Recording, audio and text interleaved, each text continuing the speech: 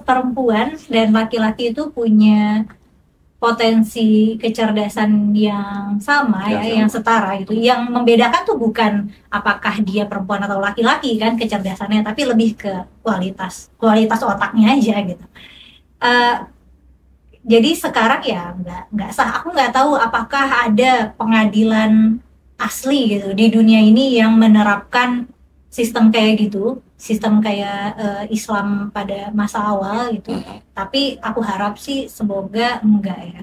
Seenggaknya di Indonesia nggak kayak gitu ya. Maksudnya kesaksian perempuan ya dinilai satu. Jadi aku rasa memang poligami ini sangat erat kaitannya sama tingkat pendidikan dan ekonomi. Karena perempuan yang terdidik dan perempuan yang kuat secara ekonomi gak akan mau untuk di poligami. Oke.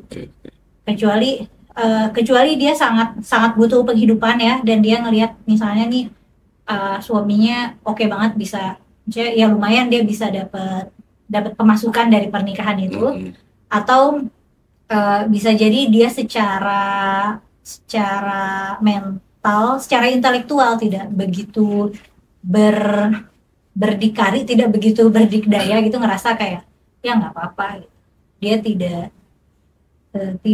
tidak menghargai dirinya dengan cara seperti itu. Kan kebanyakan perempuan tuh merasa keberhargaan, ada perempuan yang merasa keberhargaan dirinya tuh tergantung dengan status pernikahannya atau dengan siapa dia menikah.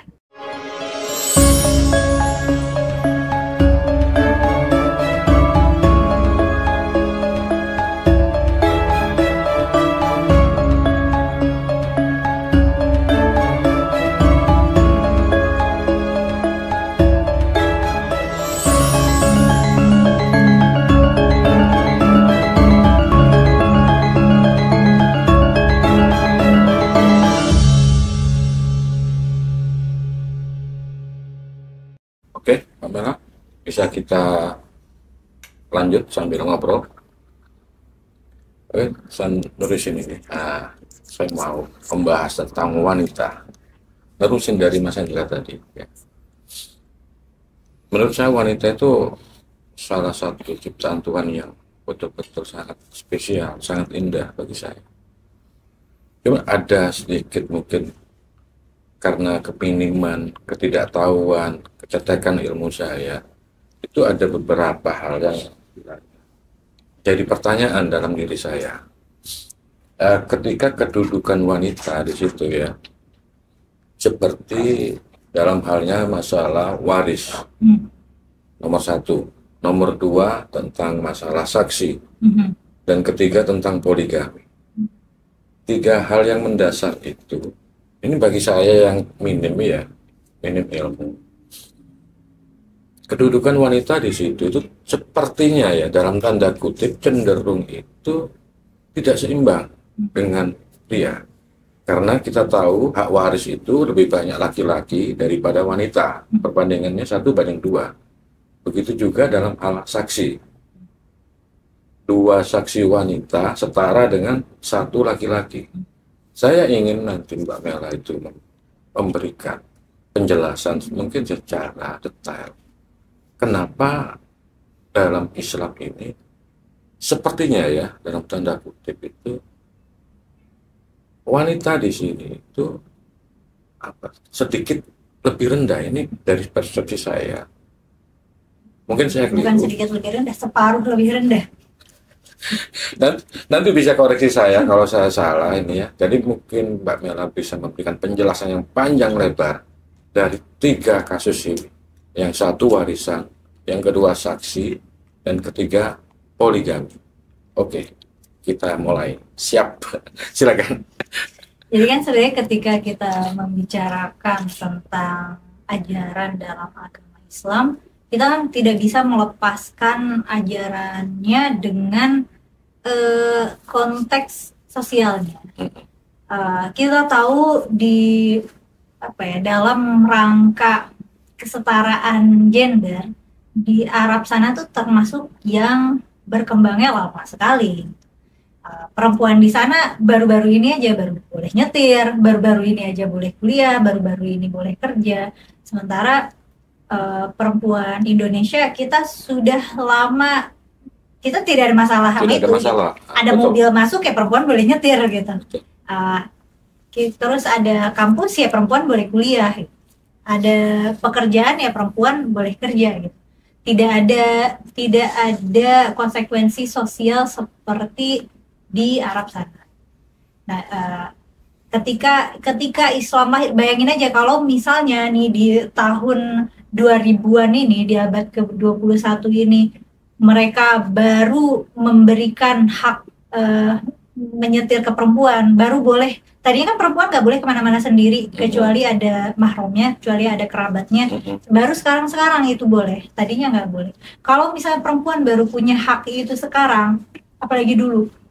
Nah, ditambah lagi dulu juga perempuan cenderung tidak berperan dalam masyarakat. Ada yang berperan, tapi biasanya itu dari kalangan suku bangsawan yang kaya raya, misalnya termasuk Ibu Khadijah, atau misalnya dia harus sangat pintar gitu, harus misalnya, atau anak kepala suku gitu. Tapi secara umum perempuan itu tidak berperan di luar, perannya domestik di rumah. Dan karena tidak berperan di luar, jadi cenderung tidak menghasilkan. Yang menghasilkan nafkah itu laki-laki. Konsekuensinya laki-laki harus memberikan nafkah bagi istrinya, bagi anaknya, dan kadang-kadang buat orang tuanya juga kalau orang tuanya udah nggak produktif. Nah, kalau dalam kasus waris, kenapa perempuan dikasih warisan separuh dari laki-laki? Kita kalau ngelihatnya dari perspektif modern kayak sekarang kan aneh ya. Misalnya nih, aku kan 6 bersaudara dan aku perempuan sendiri. Anggaplah kita dapat warisan, anggaplah orang tua aku sangat kaya raya, terus mereka semua dapat 100 juta, 100 juta, 100 juta, terus aku 50 juta sendiri. Itu kan kecil banget. Dan padahal anggaplah keadaan ekonominya aku dan saudara-saudaraku relatif setara gitu. Itu akan sedih ya, akan terasa, aku akan terasa seperti tidak disayang oleh saudara-saudaraku gitu, atau oleh orang tuaku. Tapi kalau misalnya kita lihatnya dengan perspektif orang Arab zaman dulu, segitu tuh udah cukup, karena perempuan tidak punya kewajiban untuk menafkahi anaknya, nggak punya kewajiban menafkahi suaminya, nggak punya kewajiban menafkahi orang tuanya. Jadi kalau perempuan dapat warisan, itu buat dirinya sendiri. Kalau dia menafkahi anaknya atau suaminya atau orang tuanya, itu masuknya sedekah, karena nggak wajib. Tapi kalau misalnya laki-laki mendapatkan warisan, ada kewajiban buat dia untuk menafkahi keluarganya gitu. Sehingga uang warisan yang porsinya 1 itu tidak semuanya untuk dia, karena dia punya tanggungan sana sini. Nah, kalau sekarang kan perempuan dan laki-laki sama atau hampir sama berdayanya ya. Perempuan bisa berkarya di luar juga, dan kebanyakan dari rumah tangga modern tuh sekarang kan double window, perempuannya punya penghasilan, laki-laki punya penghasilan. Kalau misalnya aku boleh berpendapat sih ya, maka aman disamain, karena secara status sosial dan ekonomi perempuan dan laki-laki sekarang udah punya kesempatan yang sama. Kecuali dia mau tradisional banget dan mau netapin itu ya, buat perempuannya setengah gitu. Tapi itu sedih sih, karena perempuan pada zaman dulu itu mereka mendapatkan penghidupan dari suami. Itu makanya disarankan untuk menikahi janda, karena janda itu artinya dia tidak punya sumber penghidupan. Nah, kalau sekarang kan kalau ada janda atau perempuan single sekarang banyak, 30 tahun masih single gitu. Maksudnya mereka masih mencari nafkah buat dirinya sendiri gitu.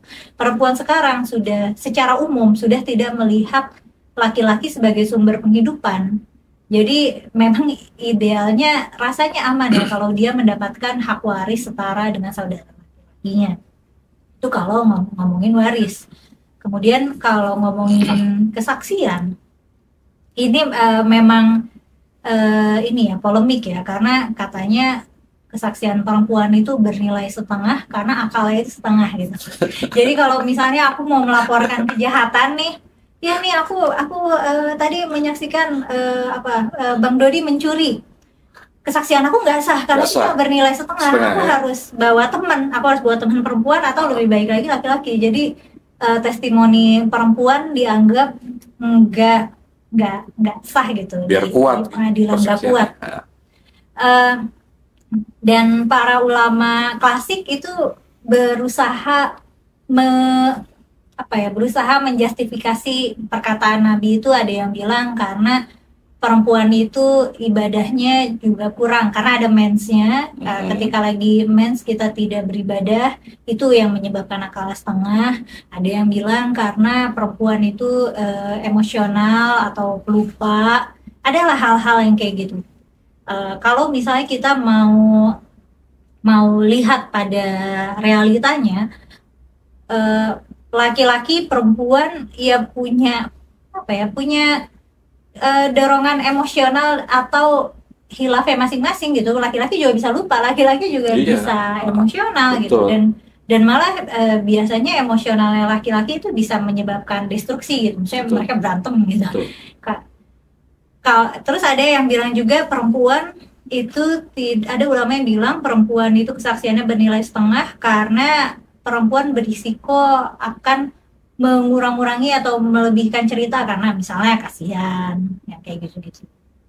Tapi mengingat kesaksian adalah kesaksian yang disumpah gitu, dan kita tahu perempuan dan laki-laki itu punya potensi kecerdasan yang sama yang setara gitu. Yang membedakan tuh bukan apakah dia perempuan atau laki-laki kan kecerdasannya, tapi lebih ke kualitas otaknya aja gitu.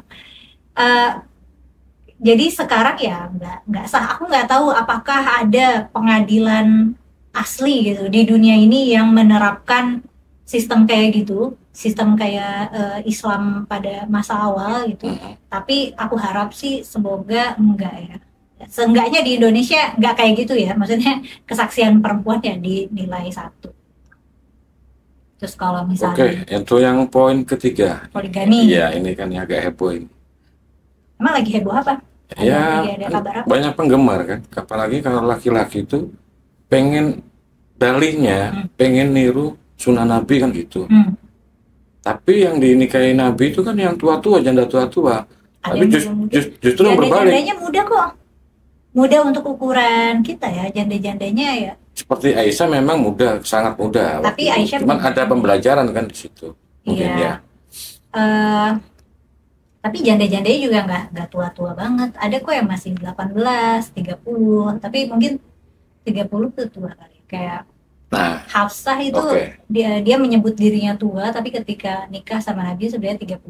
Tapi ini mengingat life expectancy, angka harapan hidup pada saat itu juga rendah ya. Tinggi, gitu. Ya betul. Makanya banyak yang nikah muda itu. Kalau dulu juga masih sama. Jadi perempuan itu kan ketika laki-laki menikahi perempuan, konsekuensinya kan adalah harus menafkahi.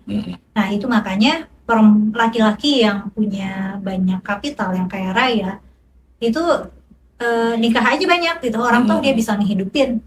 Nah kalau sekarang kan kita berada dalam kondisi di mana perempuan tidak harus bergantung pada laki-laki ketika mencari penghidupan.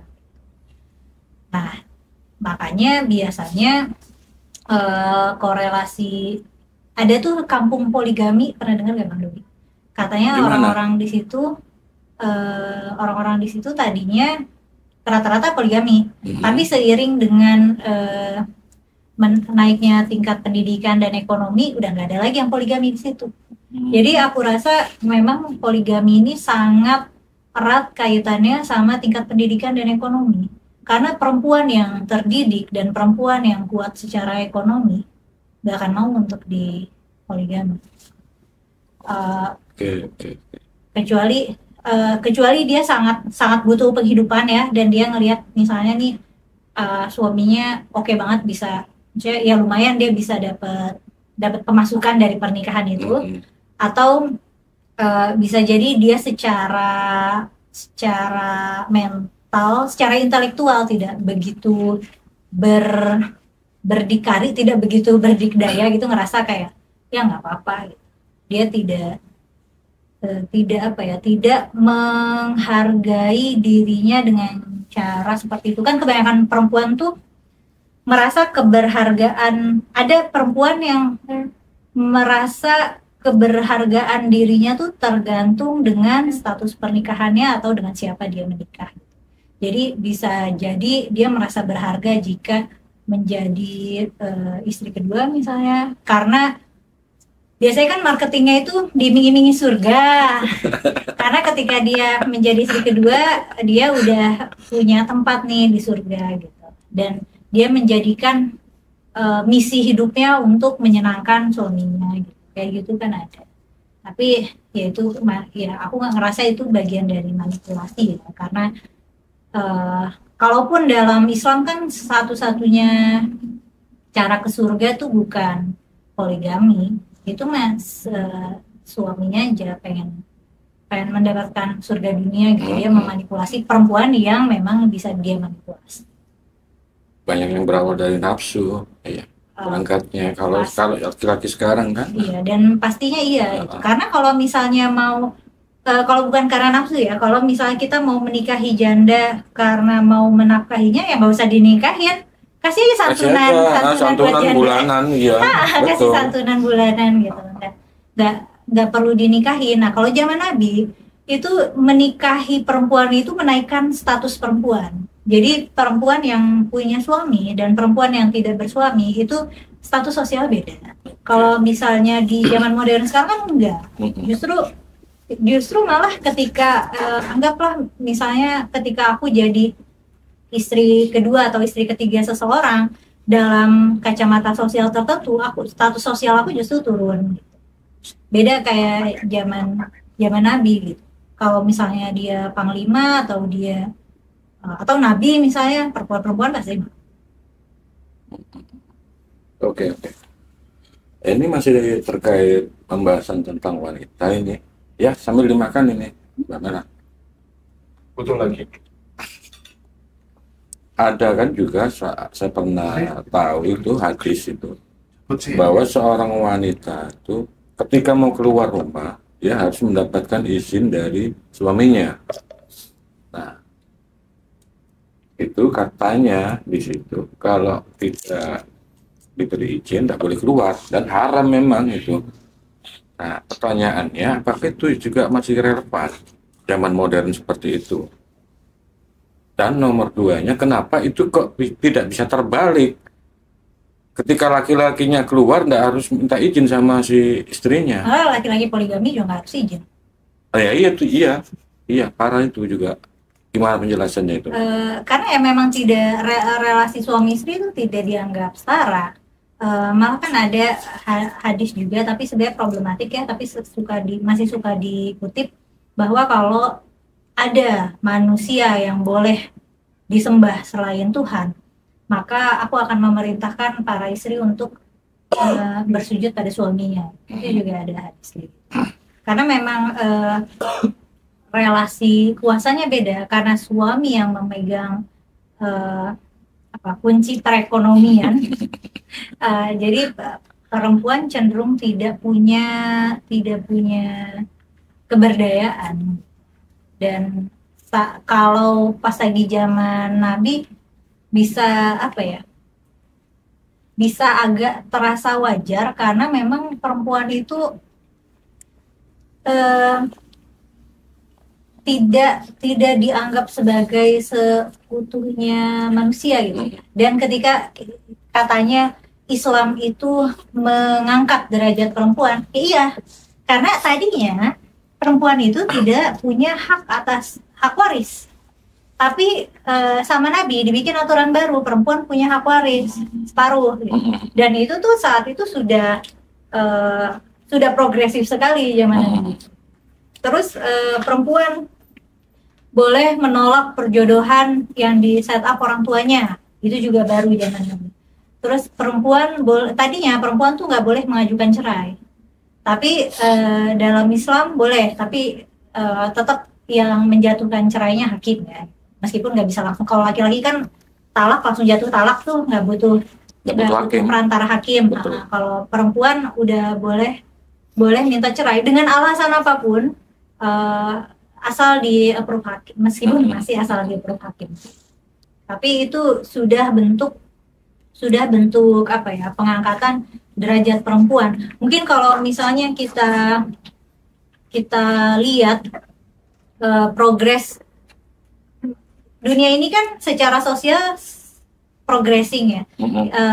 Di belahan dunia manapun perempuan tadinya memiliki hak yang kurang dari laki-laki, yang mana itu merupakan konsekuensi biologis ya, karena perempuan itu tidak sekuat laki-laki secara fisik, dan mereka punya konsekuensi biologis untuk untuk hamil, melahirkan, menyusui, yang mana itu punya konsekuensi fisik yang besar dan jangka waktunya kan panjang gitu. Untuk perempuan hamil, melahirkan, menyusui itu kan recovery-nya panjang, nggak bisa terus-terusan produktif kayak laki-laki gitu. Misalnya laki-laki dia jadi tentara, ya udah dia tidak terganggu karir, yang nggak akan terganggu sama hamil, melahirkan, menyusui gitu. Nah, karena perbedaan biologis ini kan, jadi konsekuensi sosialnya perempuan itu sulit untuk berdaya. Dan seiring peradaban zaman kan dunia ini menciptakan akses untuk perempuan juga bisa berkarya, untuk perempuan bisa berpartisipasi, dan begitu juga di Arab sana. Jadi kalau kita mau melihat garis progresnya itu misalnya gini, mungkin pas lagi sebelum Nabi berdakwah ada di sini, terus Nabi mengangkat derajat perempuan di sini, terus sekarang Arab yang sekarang ada di sini, mungkin Indonesia udah ada di sini kali ya, karena perempuan kita nggak punya masalah-masalah seperti di zaman keislaman itu. Nah, tapi masalahnya adalah orang-orang Islam Indonesia yang sebenarnya pada tahap kesetaraan gender udah ada di sini, mereka berusaha lagi untuk menarik konteks kesetaraan gendernya ke zaman di mana Nabi dakwah gitu, yang mana itu adalah sebuah kemunduran bagi kemanusiaan, itu adalah kemunduran bagi kesetaraan gender gitu. Karena progres kita yang udah sampai sini ditarik lagi ke belakang gitu. Karena kalau kita mau lihat konteks peradaban sosial, realitanya Indonesia tuh sudah lebih jauh berkembang daripada orang Arab nomaden pada saat itu gitu. Kita sudah berbudaya, kita sudah punya kerajaan-kerajaan. Sedangkan waktu zaman awal Nabi dakwah itu kan orang Arabnya masih nomaden. Mereka masih peradaban awal lah, masih kalau dibanding sama peradaban Nusantara masih relatif lebih primitif gitu. Jadi kita sudah terbiasa sama konsep kerjasama, gotong royong antar laki-laki dan perempuan. Nah, di Arab sana belum terbiasa. Mungkin terakhir ini tetap kaitan tadi, ketika suami istri dalam berumah tangga ya, juga ini ada pernah saya baca, misalnya saya atau suami itu meminta berhubungan intim dengan si istri, entah mungkin karena kecapean kerja atau ngurusin rumah, anak dan sebagainya, si istri menolak. Itu ada hadis yang mengatakan dia akan dilaknat sama malaikat sampai pagi. Iya. Pertanyaannya, seegokah itu si laki-laki kok, atau mungkin dalam hal ini hukum dari agama itu memposisikan, kan kita nggak tahu si wanita itu kan punya alasan apa di luar dia menstruasi kan, itu kan ya dalam keadaan normal, tapi ada faktor-faktor yang mungkin tidak ada penjelasan di situ, tapi langsung dijustifikasi secara lugas, secara tegas di situ. Penjelasan dari Mbak Mela untuk sesi terakhir pertanyaan ini. Aku Monggo. melihat itu sebagai refleksi budaya aja sih, karena peran istri dalam konteks budaya saat itu memang sangat reduktif. Fungsinya perempuan tuh ya memang untuk jadi pasangan di ranjang gitu. Ketika perempuan anggaplah tidak tersedia untuk berfungsi di ranjang, dia jadi tidak berharga gitu. Nah, ada ulama yang Iya. menyamakan yang bilang apa ya, karpet apa ya, lebih berguna daripada istri yang mandul gitu. Jadi Masa segitunya? di kultur Arab pada masa itu, perempuan itu berharga kalau bisa hamil, kalau bisa beranak banyak. Okay. Tapi kalau misalnya dia mandul, apalagi tidak memiliki gairah seksual, itu biasanya dianggap tidak berharga. Tapi lagi-lagi itu refleksi budaya di sana pada saat itu. Kalau sekarang kan perempuan suami istri kan sekarang kerja sama konsepnya, kayak sama-sama mengurus rumah tangga, sama-sama mengasuh anak, sama-sama berkarya di luar juga gitu. Kemudian kalau misalnya mau dibaca dengan pembacaan budaya sekarang, ya memang rasanya ganjil sekali gitu kalau urusan ranjang, misalnya istrinya nolak gitu ya dengan alasan apapun gitu, terus ada malaikat datang kayak lanatullah sampai pagi. Saya sampai subuh. Jadi emang rasanya obsesif sekali ini apa namanya, agama ini pada ketubuhan perempuan tuh obsesif sekali. Dan jadi bisa dipahami kenapa ada kesan bahwa Islam itu adalah agama yang seolah memfasilitasi laki-laki. Udah mah di dunia harus punya istri yang patuh total, terus di surga juga dikasih puluhan bidadari yang perawan terus gitu. Jadi wajar jika ada, nggak tanggung-tanggung itu ya. Ya, wajar jika ada penilaian kalau Islam kok kesannya seperti sangat memfasilitasi ego laki-laki. Bisa dipahami. Oke, terima kasih Mbak Mela. Mudah-mudahan nanti ini para penonton bisa memetik manfaat, terus juga bisa membedakan mana yang itu budaya dari Arab, itu jangan diusung dipraktekkan di sini. Itu harus bisa dibedakan mana yang esensinya yang kita harus ambil dengan budaya itu sangat-sangat jauh berbeda.